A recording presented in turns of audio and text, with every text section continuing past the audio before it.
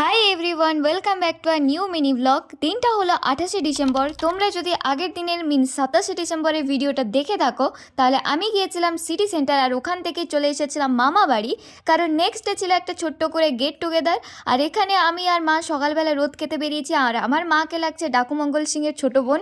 যাই হোক, এখানে মা বাড়ির কালী মন্দির হলো, এটা গ্রামের মন্দিরটা ভীষণই সুন্দর। তো আমরা একটু গিয়েছিলাম, মাকে প্রণাম করলাম, আর তারপরে একটু বেরু বেরু করে এসে চলে এলাম একদম মা বাড়িতে। আর এখানে আমি ভাই বোনদের সঙ্গে বসে বসে রোদে একটু আড্ডা দিচ্ছি। দেখতে পাচ্ছ এদের ঢংগুলো দিন দিন বেড়েই যাচ্ছে। যাই হোক, আমরা একটু রোদে বসে বসে আড্ডা দিলাম, গল্প গুজব করলাম, তারপর চলে গেলাম একদম দুপুরের লাঞ্চ করতে। আর লাঞ্চের কি কথা বলবো, এত টেস্টি টেস্টি খাবার দাবার, মনটা কি আর টিকে থাকে। আর এখানে মা বাড়ির পাশেরই একটা মামিমা এইরকম দিয়ে গেছিলো ফ্রাইড রাইস চিলি চিকেন, ভীষণই টেস্টি হয়েছিল। আর এখানে পাতে নিয়ে নিলাম আলু ভাজা, ভাত আর দেশি মুরগির ঝোল। সবাই মজা করে আনন্দ করে জমিয়ে খাওয়া দাওয়া করলাম।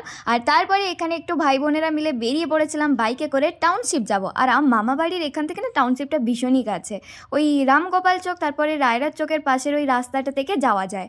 তো আমরা ওইখান থেকেই যাচ্ছিলাম। আর এখানে রাস্তার ধারে অনেক পিকনিক হচ্ছিল, না কি হচ্ছিলো এক্স্যাক্টলি জানি না। তো এই রাস্তাটা না ভীষণই সুন্দর।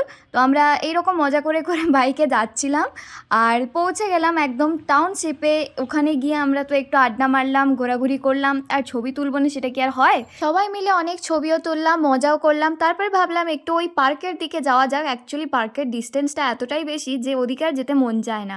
আর আমি এখানে দেখাচ্ছিলাম যে বাইকে আস্তে আস্তে চুলের কি অবস্থা, এমনি চুল নেই, যে দু চারটা আছে সেটাও আর থাকবে না। আর এখানে এই যে ক্যামেরা অন করতে শুরু হয়ে গেছে রঙ্গভঙ্গি, উফ। যাই হোক, এদের রঙ্গভঙ্গিরা শেষ হবে না কোনো দিন। তবে হ্যাঁ, 100 বার আসি আর 1000 বার আসি, টাউনশিপের এই নদী ধারটা কিন্তু অসম্ভব সুন্দর। আর এই রকম বিকেলের সময় এইভাবে নদীর ধারে বসে সানসেট দেখাটা, এনজয় করাটা ভীষণই ভালো লাগে। এরপর আর কি গল্প করতে করতে হাঁটতে হাঁটতে পৌঁছে গেলাম পার্কের দিকে। ওখানে একটু বসলাম, আড্ডা দিলাম।